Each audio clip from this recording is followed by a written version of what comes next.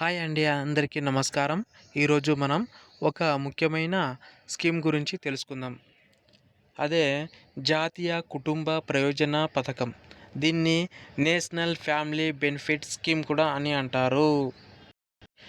ఈ స్కీమ్ని షార్ట్గా ఎన్ఎఫ్బిఎస్ అని కూడా అంటారు. అంటే నేషనల్ ఫ్యామిలీ బెనిఫిట్ స్కీమ్ అని. ఇది భారత ప్రభుత్వం ప్రారంభించిన ఒక ముఖ్యమైన ఈ స్కీమ్ను భారత ప్రభుత్వం ప్రారంభించిన ఒక ముఖ్యమైన సంక్షేమ పథకం. అయితే ఒక ఇంట్లో ఒక వ్యక్తి మాత్రమే సంపాదించే ఆ కుటుంబాన్ని మొత్తానికి పోషిస్తారన్నమాట. అయితే ఆ మెయిన్ క్యాండిడేట్, అతనికి బ్రిడ్ విన్నర్ అంటాం. ఆ మెయిన్ క్యాండిడేట్ వ్యక్తి ఏ కారణమైన మరణించినట్లయితే ఆ పేద కుటుంబాలకు ప్రభుత్వం నుండి ఒకసారి సహాయం అందించడం జరుగుతుంది. అందుకోసమే ఈ స్కీమ్ని తీయడం జరిగిందన్నమాట. మరి ఈ స్కీమ్ కింద 20,000 రూపాయలు ఆర్థికంగా సహాయం ఇవ్వబడుతుంది ప్రభుత్వం నుంచి. ఓకేనా? అయితే ఈ స్కీమ్ గురించి మరింత వివరంగా డీటెయిల్గా తెలుసుకుందాం. ఓకేనా? ఈ స్కీమ్ యొక్క మెయిన్ ఉద్దేశం ఏంటంటే, ప్రధాన బ్రిడ్ విన్నర్ మరణం వల్ల కుటుంబం ఆర్థికంగా కష్టాలు పడకుండా సహాయం చేయడం. అంటే ఒక పేద కుటుంబంలోని ఒక వ్యక్తి ఆ కుటుంబాన్ని మొత్తానికి చూసుకునే మెయిన్ క్యాండిడేట్ వ్యక్తి ఏదైనా రీజన్ వల్ల మరణించినట్లయితే ఆ ఫ్యామిలీ ఆర్థికంగా డబ్బు పరంగా కష్టాల్లో పడతారు. ఆ విధంగా కష్టాల్లో పడకుండా ఉండటాని కోసం ఈ స్కీమ్ కింద వాళ్ళకు ఆర్థికంగా సహాయం ఇస్తారన్నమాట. ఇదొకటి. సామాజిక భద్రతా వలయం అందిస్తారు. సోషల్ సేఫ్టీ నెట్ కూడా ఈ స్కీమ్ ద్వారా అందిస్తారన్నమాట. ఓకేనా? మరి ఈ స్కీమ్ని ఎవరు ఎలిజిబుల్? ఈ స్కీమ్ని అప్లై చేసుకోవడానికి ఎవరు ఎలిజిబుల్ చూద్దాం.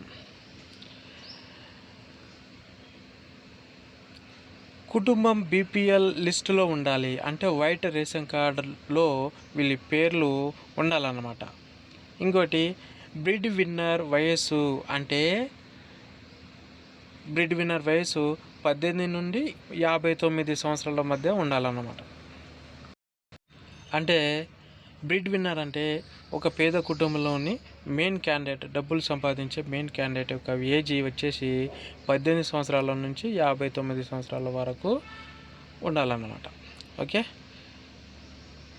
అయితే ఆ మెయిన్ క్యాండిడేట్, ఆ పేద కుటుంబంలోని మెయిన్ క్యాండిడేట్ ఏ కారణాలైనా మరణించినట్లయినా కూడా ఈ స్కీమ్ని అప్లై చేసుకోవచ్చు అన్నమాట. ఓకేనా? మరి ఈ స్కీమ్ ద్వారా లభించే ప్రయోజనాలు ఏంటో చూద్దాం. ఈ స్కీమ్ ద్వారా లభించే ప్రయోజనాలు.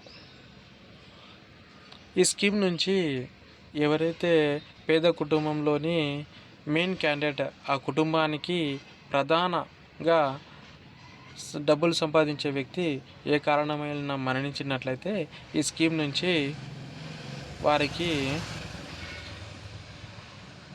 20,000 రూపాయలు ఆర్థిక సహాయం అందుతుంది. ఓకేనా? మరి ఈ డబ్బులను ఎవరికి ఇస్తారు? ఆ మెయిన్ క్యాండిడేట్ ఒకవేళ చనిపోయినట్లయితే నెక్స్ట్ ఎవరికి ఇస్తారంటే ఆ కుటుంబానికి నెక్స్ట్ ఎవరైతే చూసుకుంటారో, నెక్స్ట్ అయితే ఎవరైతే మెయిన్ క్యాండిడేట్గా చూసుకోవడానికి ఆ మెయిన్ క్యాండిడేట్ ఎవరైతే ఆ కుటుంబానికి మెయిన్ క్యాండిడేట్ ఎవరైతే ఉంటారో నెక్స్ట్ ఆ కుటుంబానికి ఎవరైతే చూసుకోబోయే వ్యక్తికి ఈ 20,000 రూపాయలు ఈ స్కీమ్ నుండి ఇస్తారన్నమాట. మరి ఈ స్కీమ్ని ఎలా అప్లై చేసుకోవచ్చు చూద్దాం.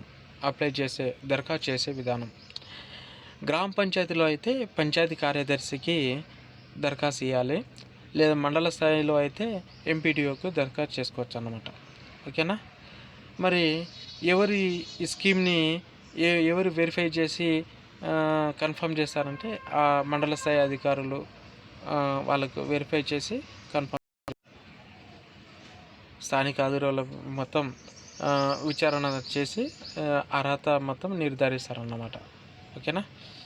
అయితే ఈ స్కీమ్ని అప్లై చేయడానికి కావాల్సిన డాక్యుమెంట్స్ ఏంటి, పత్రాలు ఏంటి, అవసరమైన పత్రాలు అయితే ఆ మెయిన్ క్యాండిడేట్ ఎవరైతే ఆ ఇంటికి మెయిన్ క్యాండిడేట్ ఉండే